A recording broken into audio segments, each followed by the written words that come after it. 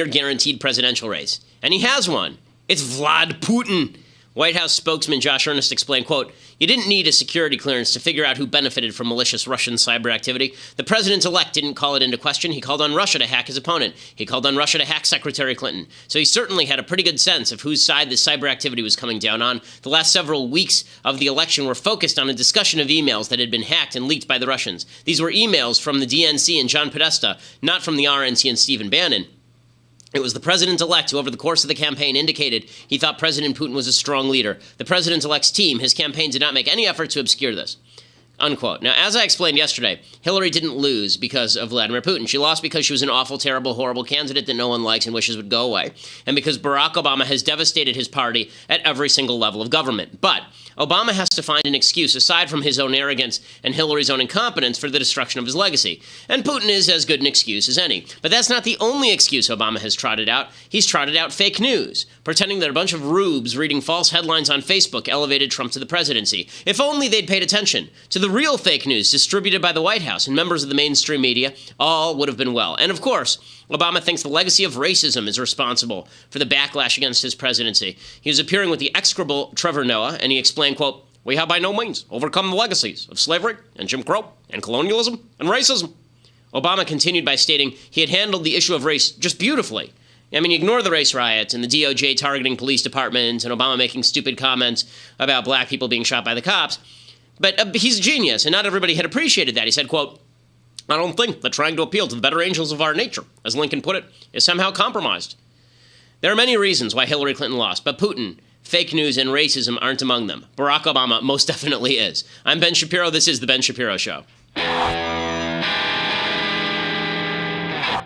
Alrighty, so here we are. We have a lot to get to today, but first we have to say hello to our friends over at Birch Gold. If you are interested in purchasing gold, if you're interested in purchasing precious metals, or moving your 401k or your IRA into gold without the tax consequences, you need to talk to my friends at Birch Gold. You can visit them at birchgold.com/Ben. A+ rating from the Better Business Bureau. If you're concerned about where the economy is going, if you're concerned about uncertainty, then it is imperative that you go and check out birchgold.com/Ben right now. They have a 16-page free kit that gives you all the information you need to know about investing in precious metals. And if you have questions, ask all your questions and then put part of your portfolio into precious metals. Not all of it, but some of it should be in precious metals as a hedge against inflation and uncertainty in the markets.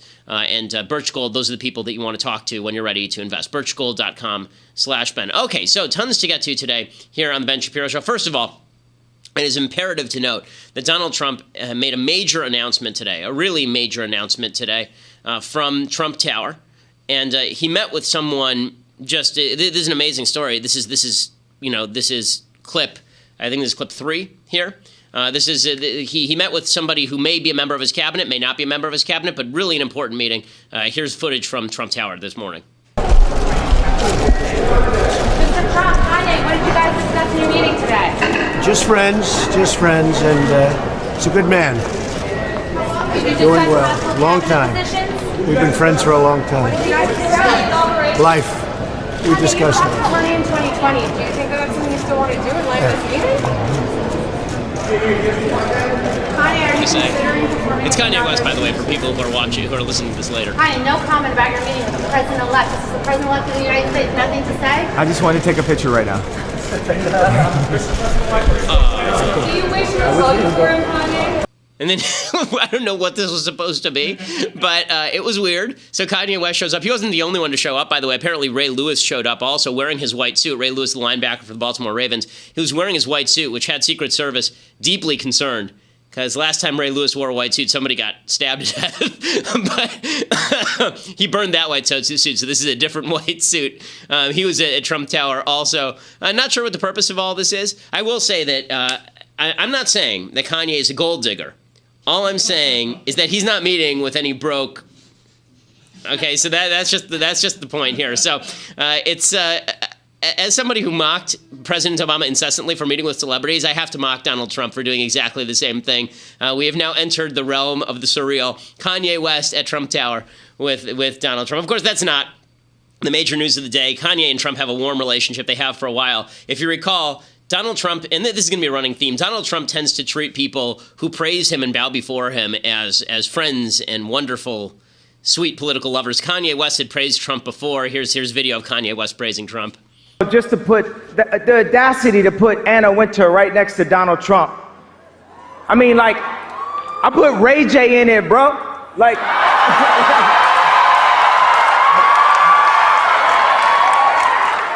this is fame, bro. Like, I'm gonna let you finish, but I have no idea what you're talking about. And then Trump praised Kanye, of course, because Kanye's a fan of Trump. Kanye West, you know what? I'll never say bad about him. You know why? Because he loves Trump. He loves Trump. He goes around saying, Trump is my all-time hero. He says it to everybody. So Kanye West, I love him. Now, maybe in a few years I'll have to run against him. I don't know, so I'll take that back. But you know what? He's been so nice to me. I sort of, you people have sort of seen, because I've been a counterpuncher. I only hit people when they hit me. Only. And Kanye West has been so great. I would never say bad about him because he says such nice things about me. Kanye West, your new secretary of doing dope bleep. He's going to be doing some real dope bleep over at the White House. It is amazing. Speaking of people who he'll never say bad about because they say nice about him, Vladimir Putin, apparently, he's got nothing bad to say about that. So Donald Trump has rolled out his new Secretary of State nominee, the person he's picked. It's Exxon CEO Rex Tillerson. He was so excited about making America great again that he actually, in his announcement, he actually played the national anthem. It was really exciting. No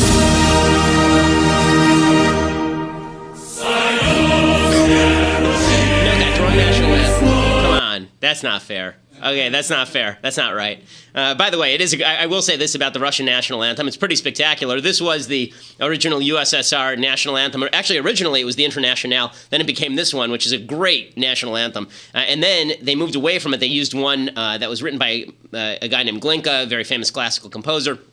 And then Putin, because he's actually a Soviet KGB guy, reimposed the USSR national anthem. But in any case, here's what we know about Mr. Tillerson, who's the new Secretary of State pick. Well, we know that he does like Vladimir Putin. He and Putin are on very friendly terms. Here are just a few pictures from their honeymoon. Here's them together, just enjoying each other's company. And there they are, looking longingly into one another's eyes at an ExxonMobil event. And here's them just shaking hands. And then here is when Vladimir Putin gave Rex Tillerson an engagement ring. It's actually just a medal, the Order of Friendship. Now, here's what I would like to say about Tillerson and Putin. The issue here is not Tillerson, okay? Tillerson was the head of ExxonMobil. ExxonMobil had business relationships in Russia. That's not super shocking. ExxonMobil has business relationships with a lot of terrible people. In 2011, they signed this very lucrative contract with Vladimir Putin, and then that contract was killed by the sanctions imposed by the Obama administration. So Tillerson has been very much against the Russian sanctions because it destroyed this contract that Exxon had with Vladimir Putin. Important to mention here, Vladimir Putin is legitimately one of the worst people on planet Earth. Okay, he's not somebody that you want to play with. There are 3 separate presidents who have now tried to play footsie with Vladimir Putin, and 3 separate times Vladimir Putin has humiliated them by doing exactly what he wants to do, running roughshod into other countries, murdering people. In Syria right now, people backed by Vladimir Putin are murdering women and children. There are women who are committing suicide rather than be raped by Assad's forces in Aleppo. It is Putin who's standing behind Assad's forces. Putin's a very bad guy. And all these people who think that you're going to be able to use Vladimir Putin to your advantage. No, Vladimir Putin is not used by you, and he's not used by Trump. Vladimir Putin is a user. He is not the usee. Okay, it's not going to be Trump using Vladimir Putin to do his bidding. It's going to be Vladimir Putin doing what he wants to do, and Trump standing to the side letting him do it. So I'm not going to blame, Rex Tillerson for being the head of Exxon. I'm sure that a lot of heads of Exxon would have done exactly what Rex Tillerson did. I don't think he's a uniquely bad human being. I don't think he's a uniquely bad politician or anything. I do think that Donald Trump's decision to massage Vladimir Putin's ass for literally the entirety of this election cycle and now continuing forward, that should be troublesome to a lot of Republicans. Look, it should be troublesome that the Russians are so excited about this. There's a Russian MP who tweeted this out earlier today. His name is Alexei Pushkov, and he is a fellow who has said in the past that the Navy Yard shooting, if you remember in Washington, D.C. a few years back, the Navy Yard shooting, he said that was American exceptionalism, very anti-American guy. He celebrated the appointment of Tillerson because he's considered a Russian ally. And so, this is not good news for people who are hoping that Trump was going to moderate or not be Trump. Trump was only consistent about a couple of things during this campaign. One is he doesn't really like trade, and one is he really does like Vladimir Putin. You remember we played a montage yesterday of him talking about Putin all the way up to and including denying that Putin had ever killed journalists, which is not true, him denying that Putin was a human rights violator. America's violated human rights too. He's been very, very much in Putin's corner. Obviously, his former campaign manager, Paul Manafort, was so much in Putin's corner that he was being investigated by the FBI. So this has not changed. It's disquieting. This isn't about Tillerson. It's about Trump.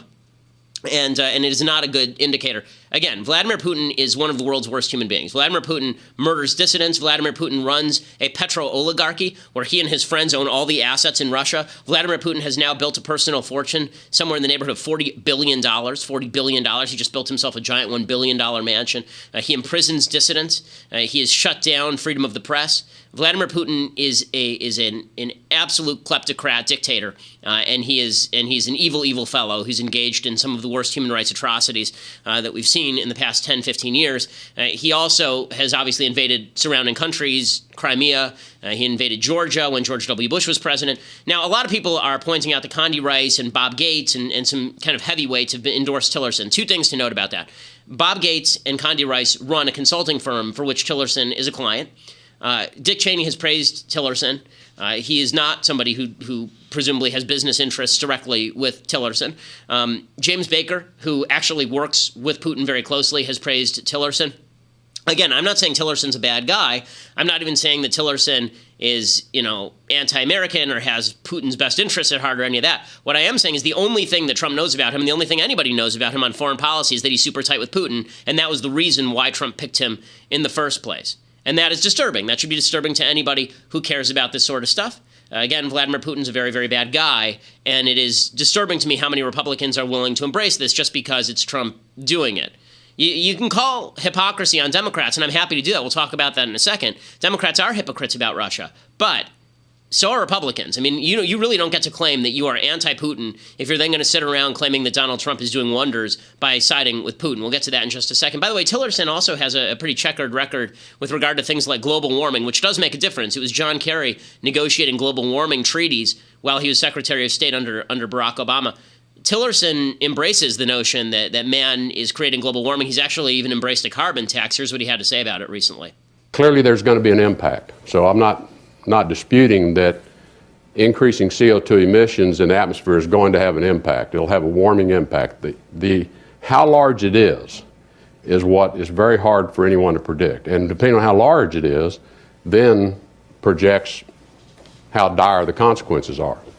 He's come out in favor of a carbon tax as well, a cap and trade, which is the Al Gore program. So all these people who are very excited about Scott Pruitt understand that the Secretary of State does not agree with Scott Pruitt on global warming. Or it's possible to read it as he was saying what he had to say because he was head of ExxonMobil, but we don't know the answer to that right now. So we'll leave that one on the table. Okay, so normally, if a major head of an oil company whose main foreign policy experience was being best friends with Vladimir Putin was nominated, you would think Republicans might oppose this. Well, you'd be wrong. Here's Paul Ryan's response. Paul Ryan said, "Congratulations to Rex Tillerson, a proven leader and person of enormous accomplishment."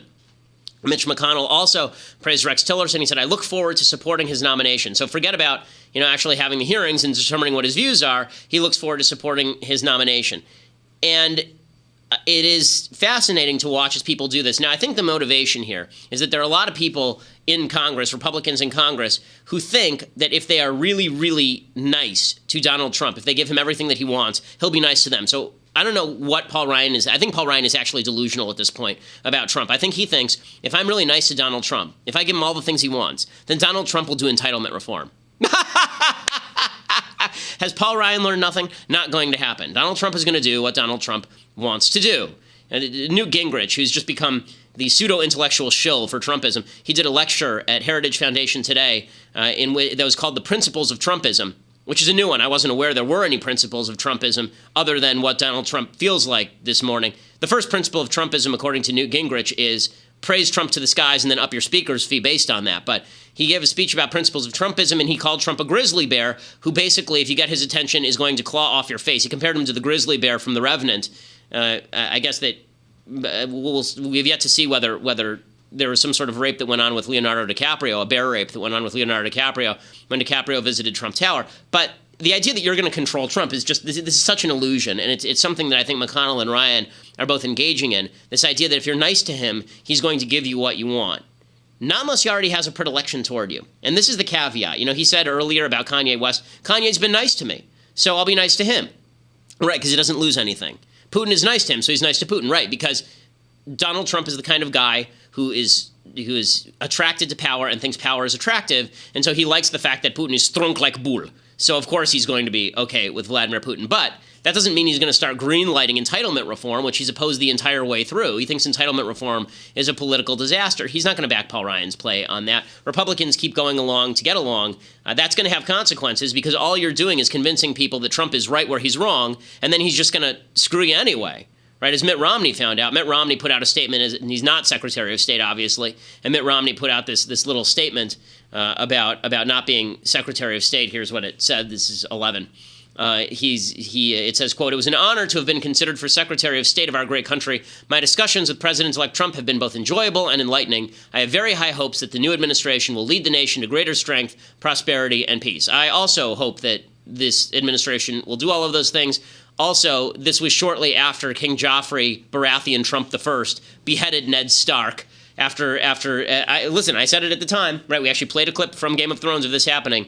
Romney's head now decorates the gates at King's Landing. So, too bad for him. Meanwhile, Reince Priebus is making overtures toward Trumpism on this, and his defenses of Trump and Russia are not particularly good. Here's what he had to say.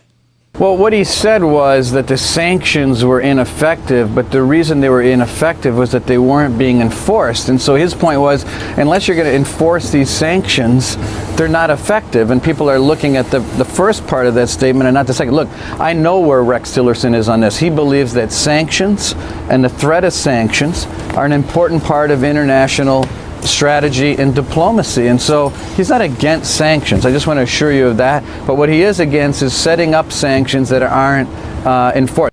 Okay, so that's not true. Tillerson has said he was against the Russian sanctions. It wasn't about the enforceability. We'll see if they remove sanctions from Russia. That would be pretty amazing if they remove sanctions from Russia. Meanwhile, Priebus continued by saying, It's not bad to have good relationship with Vladimir Putin. This language is exactly the language that Barack Obama used about Cuba. It's the same language that Barack Obama has used about Putin in the past. How's it bad to have good relationships with your enemies? You only make peace with your enemies.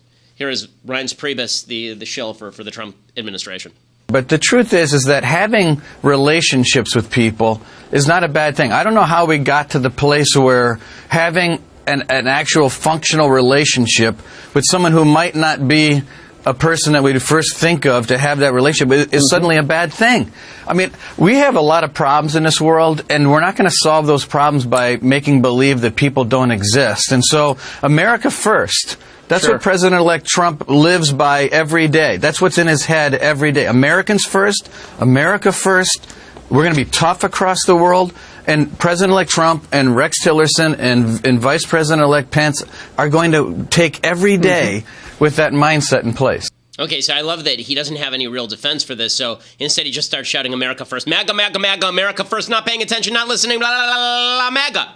Okay, yes, I understand MAGA. Okay, this doesn't have anything to do with America first. The question is, how close are you supposed to be to one of the worst dictators on planet Earth? Marco Rubio gets this right. Here's Rubio's statement about Tillerson. He says, quote, "While Rex Tillerson is a respected businessman, I have serious concerns about his nomination. The next Secretary of State must be someone who views the world with moral clarity, is free of potential conflicts of interest, has a clear sense of America's interests, and will be a forceful advocate for America's foreign policy goals to the president, within the administration, and on the world stage. I look forward to learning more about his records and his views.